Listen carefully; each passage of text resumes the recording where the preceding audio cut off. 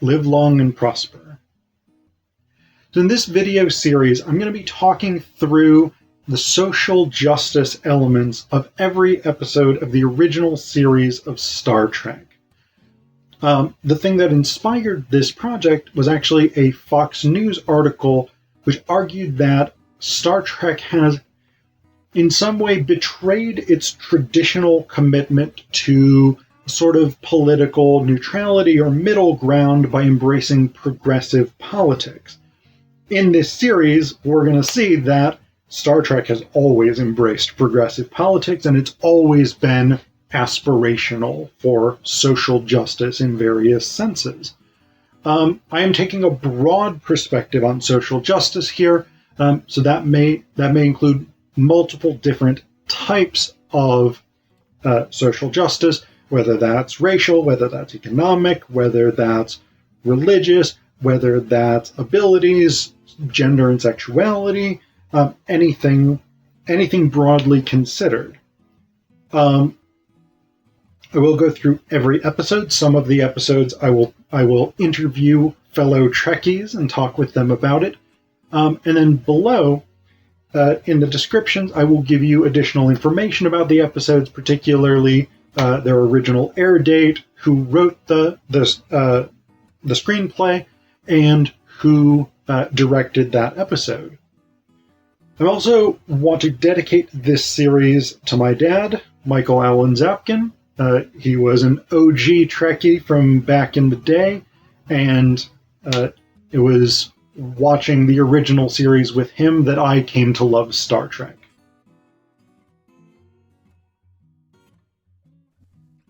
In this video, we're going to talk about the episode The City on the Edge of Forever, one of the best episodes of the original series of Star Trek. And once again, I'm joined by Dr. Jeff Yeager. He's going to briefly introduce himself again and then give us a brief plot summary, and then we're going to launch into it. Jeff, again, thanks for being here to talk about this episode. Yeah, I knew when you started this series that I wanted to talk about this episode because it's called the best episode in the history of all of Star Trek by many pundits. So it's definitely a good one. Yeah. So, but for those who may not have seen me on another video, I'm Dr. Jeff Yeager. I went to graduate school with Phil at West Virginia University, and I'm getting ready to begin an assistant professorship in English at Louisville State University. I also have my own YouTube channel where you can see class videos and discussions of film and books and whatnot. So, and I'll put a link to that channel in the description down below this video. Well worth checking out. And as far as the plot synopsis of this episode, so the Enterprise crew comes on this planet, and McCoy is drugged and sort of enters this frantic state when they go on this planet. But they discover on this planet that there's this like time portal to any time and place that you would want to go to. It's this break in space. But the portal was even run by this almost sentient being, which is interesting. But McCoy, in his crazed state, runs into the portal while Kirk is looking at early 20th century. And of course, immediately after running in, they find out that McCoy has changed history. And something has happened where the United Federation of Planets never came into being. So they don't even have access to the Enterprise because the Enterprise isn't there now. Yep. So Kirk and Spock both go back into. They try to time it like a week before McCoy gets there so they can sort of get their bearings. They come across 1930 New York City, and very interesting backdrop. The costumes and the set design are all fantastic here. But they come across a social worker named Edith Keeler, who's I'm guessing she was running this. I think that she called it a mission. So Yeah, 21st Street mission. yeah, it was a I guess it was a Catholic mission or something that they were running there. But this is after Kirk and Spock both get in trouble with the police because they tried to find clothing to suit the time period. And, they both start working there at the mission to earn a few bucks a week. I mean, Spock needs the money so he can sort of put together this makeshift computer so that he can sort of see what happens in the future. I don't know how that works as far as how he could tap into the database of the future that never happened. I don't get how that works. But, we could talk about that. Yeah. But they find out. So once Spock gets it all set up, they find that an ethical dilemma is going to occur because Kirk likes to have flings with women, but he really seems to take a liking to Edith, and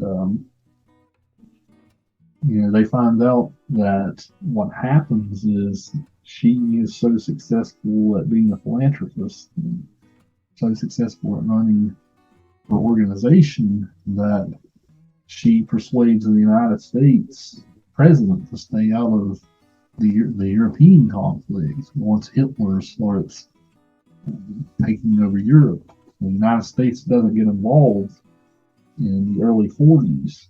That gives Hitler time to take over all of Western Europe, presumably Great Britain, presumably even Russia, and the Germans build the A-bomb before anyone else. That changes his history so much for the worse that obviously we would never come even close to coming to the United Federation of Planets.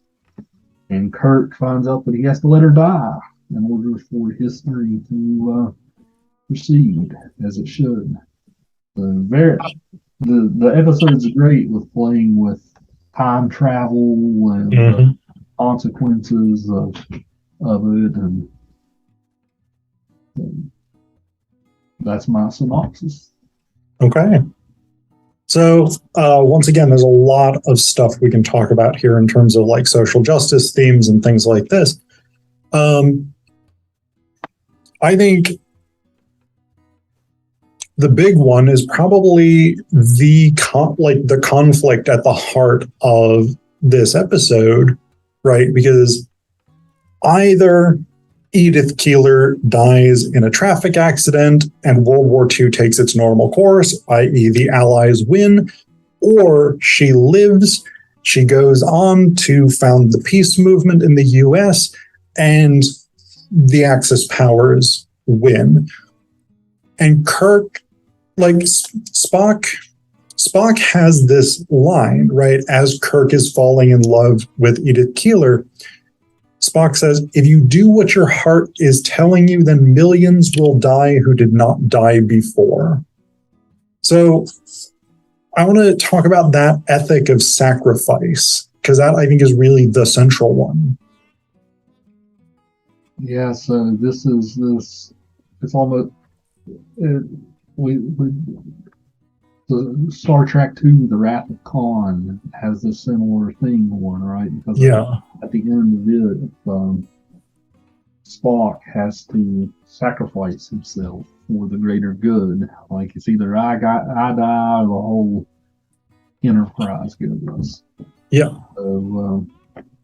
So Spock sort of sees things from a utilitarian point of view, right? Absolutely. Needs of the many outweigh the needs of the few in every case. We can debate the merits of utilitarian philosophy with that regard. It is one, like, harming one person to save many, is that an ethic just thing to do? The answer to that isn't so clear cut if you value human life. So,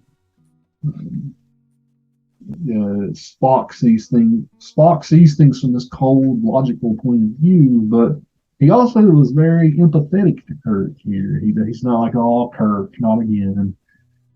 He does seem to have some empathy to him, even in his logical mindset as a Vulcan. So now that's really an interesting point, I think.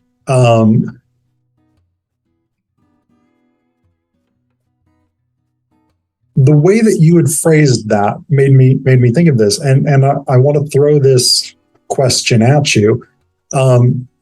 I definitely agree that Spock has a tremendous amount of empathy for Kirk because he knows that in order for the Allies to win, Kirk has to let Edith Keeler die. Does Spock have empathy for Edith Keeler? Or is his empathy directed exclusively at Kirk?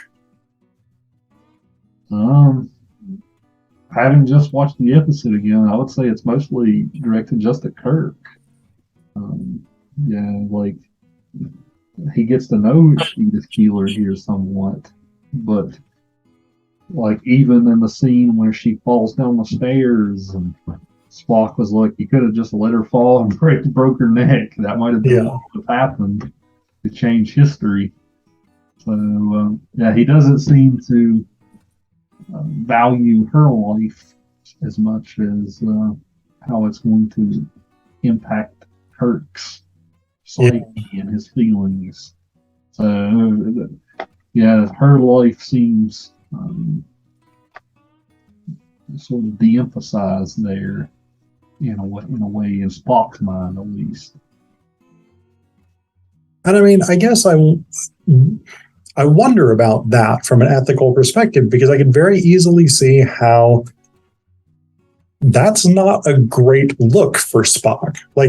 That's a very direct willingness to sacrifice this other person's life is not admirable necessarily. And yet, I don't get the sense that the episode is trying to condemn Spock for making this rational calculation that because we know historically she died in the proper timeline that leads to their future, because we know that she died, is it really even a sacrifice? I mean, is it a feasible alternative to say, let's let her live and destroy the entire future? Yeah, I mean, is Spock more or less the villain here? No, I would agree with you, Phil. I would say he's not really. I mean, this is something that had to be done, and Kirk realizes that by the end when he stops McCoy from saving her on the street in the car. Yeah. So, it's a very gut-wrenching end to that episode. You can definitely see that this has provided some trauma for Kirk. Yeah. I mean, Spock had to do it. I mean, Spock had to be that voice of reason there. Again, it all depends on how much you agree with utilitarian ethics. Yeah. You think that the needs of millions is greater than the needs of a few people. Yeah. That ethical philosophy you can quickly go down a slippery slope with it to some dire consequences. Yeah. Yeah, of course, it makes me think about I don't know if you've ever read Charles Dickens' Hard Times. Right? Mm-hmm. That book is all about the consequences of utilitarianism on Yeah. on the population. So, cold calculating logic is often not synonymous with an ethic of valuing life. Yeah. So I want to make one more point about this.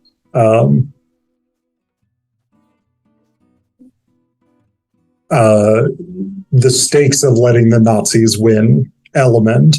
But then you had brought up the ending of the episode, and that's really, really an important thing for us to talk about. So in terms of the peace movement in the US, the anti-war movement, and letting the Nazis win, I think it's also worth noting that both William Shatner and Leonard Nimoy are Jewish. They're Jewish actors playing this role where their actions, to a certain extent, got to determine whether or not the Nazis were successful in this fictional alternative history. So that's a really interesting external element to the show. But I want us to talk about the ending of the episode, because Kirk and Spock figure out that in order for the future to be what it's supposed to be, Edith Keeler has to be killed in a traffic accident. McCoy attempts to save her. Kirk stops him because he knows that she has to die. What do you think of this ending? Yeah, again, I think it had to happen, but you can see some trauma on both Kirk and McCoy's part, because McCoy's a doctor. I mean, he's always meant to help rather than harm. So this goes against his own code of ethics as a physician. And Kirk obviously has some feelings for her that seem to go even beyond an infatuation. Yeah. I don't think the episode would be as memorable if they let her live and still somehow they avoided that problem. Oh, definitely. Yeah. Like this episode definitely plays with this ethical conundrum. Yeah. Well. So I think it's a perfect ending. It's grim. It's sad, very sad and heart wrenching. But I don't think they could have ended it in a better way. Okay, so my partner Andy agrees with you. She likes this ending. I want to throw something else at you though, because the original ending of the screenplay, written by Harlan Ellison. I always want to say Havelock Ellis, but he's the 19th century sexologist and not the Star Trek writer. Harlan Ellison wrote the original screenplay, which actually I think won an Emmy for best screenplay, or won some sort of big award for best screenplay. This is not the ending of the original screenplay. I don't know if you know this or not. In the original screenplay, Kirk was going to save Edith Keeler, and Spock stops him. And the great line that Spock says when he stops Kirk is something like, "No one's ever sacrificed the universe for love." But I don't know if it was Gene Roddenberry or if it was somebody else in the sort of Star Trek hierarchy. They decided when they were filming City on the Edge of Forever that they didn't want Kirk to have that moment of weakness where he would put his personal feelings for Edith Keeler above the good of the entire future. And so they changed the ending that Ellison wrote to make Kirk the hero, even though it's traumatic for him. And actually, in the early 2000s, the Sci-Fi Channel ran the original series with commentary by cast and crew. And even in the early 2000s, when my dad and I were watching this on the Sci-Fi Channel, Ellison was still salty that they had changed his ending. Like, he absolutely was not a fan of the way that they chose to end it. So what do you think about that as a potential ending where Kirk wants to make the wrong choice and save Edith Keeler, and it's Spock from his utilitarian, the future has to be what the future has to be, who stops him? Well, from a structural standpoint of how long the episode is and how long we give this relationship time to cook, like I don't think that the episode had given those two enough time to develop the nuances of that relationship too much. Okay. At least it seemed like it was in the early stages of the relationship here. So, I mean, they had known each other a week or something, right? Yeah. So structurally, like, I don't think that ending would have made as much sense. Okay. As far as what this has to do with Kirk's character, Kirk's always having to walk this fine line between emotion and reason. Like, that's part of his whole dynamic with Spock. Like, he's always trying to humanize, to teach Spock how to be a human being, and he eventually reaches through to Spock. But I think this is a good instance of how Spock has to teach Kirk how to be a Vulcan. You have to see things from a logical point of view, and you can't be too clouded in your emotions, or that can have dire consequences. Yeah, I don't think that I would have liked the original screenplay's ending as much. Okay. Because mostly structurally it wouldn't make as much sense, but also because knowing Kirk as a character and this whole long-standing dynamic between him and Spock, like, I think this episode adds a lot of dimensions to all of that. So, what do you think, Phil? Would you have changed it? You know, I liked the original ending with Spock having to stop Kirk. For me, at least, I think there's something that really makes a lot of sense in terms of Kirk's character.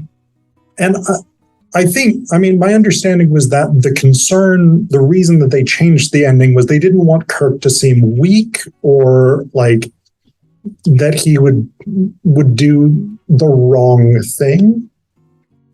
But I think it's a very human thing, right? That's not a good thing necessarily. It's not a bad thing necessarily, but like, to sacrifice. And I think your point is perfectly legitimate about, like, they've known each other for a week. How real can their love be, et cetera, et cetera. I think in the context of a 42-minute episode of television, we kind of have to be willing to accept that in order to really have the trauma of the ending one way or the other.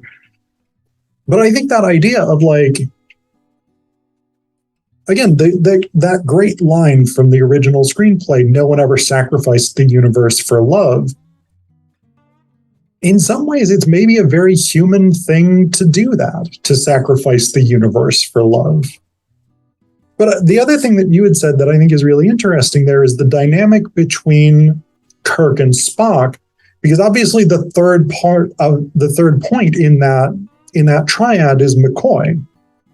And you need all three of them. And that really, I think, becomes sort of more developed in some of the movies, right? Like when they get the weird scene where they go camping together in, I forget which movie it is. Kirk is the synthesis of the two, right? Because Spock is logical, he's utilitarian, he's somewhat cold in his reasoning. McCoy tends to be driven by emotion. He's a scientist as well, but he tends to react emotionally. He tends to react almost irrationally in some cases. And Kirk is the synthesis of those two things. He has logic, but he also has emotion. And so much of Star Trek's meditations on good leadership comes down to how do you balance between these two things? And so I think in that sense, there's a lot of value to the ending that they shot, because I mean, you more or less had said this. McCoy, as the emotional response character, wants to go and rescue Edith Keeler, and Kirk has to rein in his own emotional desire to save her using Spock's utilitarian logic. So I don't know. I guess that's a fairly convoluted way of saying I think there's value in both of the potential endings. They just say different things about the relationships between the three men more than anything else. Yeah, that's all very interesting. I know I did read a little bit about the animosity between Gene Roddenberry and what you say the writer's name was, Harlan Ellison. Ellison. I did read that there was a lot of animosity between the two, not only for that, but also like apparently Roddenberry accused him of making Scotty a drug dealer at the beginning of the episode, and that's how McCoy goes crazy anyway. So, yeah, I see value in both. I still feel like that first ending, the alternative ending, would have been a little too edgy for Star Trek in the '60s. Now, if they were doing a Next Generation episode or something like that, let's say Picard was in place of Kirk here, I could see Picard taking that emotional step, but again, you said Kirk's like the synthesis between thesis and antithesis of Spock. Yeah. So yeah, I still wouldn't have changed it. Okay, that's legit. Andy agrees with me, he said. Yes. Yeah, she likes the ending that they shot and doesn't like the idea as much of Ellison's original ending. There's another weird bit. When Spock and Kirk are confronted by the police officer after stealing the clothes, this is a total break in the conversation to go to this other just weird little bit I want to bring up. When they're confronted by the police officer about stealing the clothes, they have to try and explain, mostly Spock, because he has pointed ears, and he's humanoid without looking fully human. And Kirk is like, my friend, as you can see, is clearly Chinese. I see you've noticed the ears. And Spock is like, maybe the unfortunate accident I had as a child. And Kirk is like, yes, the unfortunate accident he had as a child. He got his head caught in a mechanical rice picker. I'm just fascinated by that moment. I don't know what it means or if it means anything, but just the idea that in 1930, maybe in the US, you could be like, hey, this person who looks slightly odd is Chinese, and people would be like, yeah, that checks out. Yeah, it's definitely an interesting. I think the moment's meant to be comic, but it's something that maybe hasn't aged well with the episode. But I mean, if it put ourselves in that scenario, if we went all the way back to, I don't know, ancient Rome, right? Like, how would we explain something like that there? So, yeah. Well, so I don't know if I think Star Trek's supposed to be post-racial. Yeah. And So I don't know if I think the bit hasn't aged well necessarily. I guess I'm sort of looking at it and saying, okay, this is Star Trek's perception of what would be convincing to people in the 30s. Not so much Star Trek saying Leonard Nimoy looks Chinese. Ha ha ha. We'll make a joke out of it. I think and I don't know. I don't know if that's an accurate impression of sort of racial awareness of people in 1930s New York, but yeah, I don't know. I think it's a weird moment. I don't know if it means much beyond just being a weird moment. I think that the Enterprise people were so post-racial, they don't understand the consequences of racism because that society has overcome it. Okay. Like, that's them trying to impose, like, that's them trying to put themselves into that mindset, which I don't even think they're capable of entering that mindset. So, like, the officer looks at him like, he's not Chinese. Right? So, that's part of the reason why the officer even goes to arrest them in the first place, because they're so unconvincing in their story. So I think that's how I would read it. There's post or so beyond that trying to put themselves into that mindset it's a little anachronistic. Yeah. All right. Other stuff that you want to cover about City on the Edge of Forever?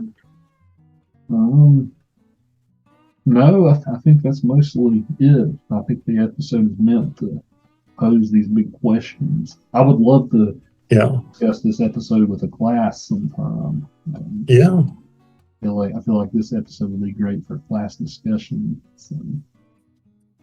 Yeah, I mean, I could see this in a lit class. I could see this in a philosophy class. I could see this in a political science class. Yeah. All right. Well, Jeff, thank you so much for taking the time to talk with me about the best episode of Star Trek. It is. I would say as much. Yeah, it's definitely up there. Well, glad to be here, Phil. I will look forward to the next one.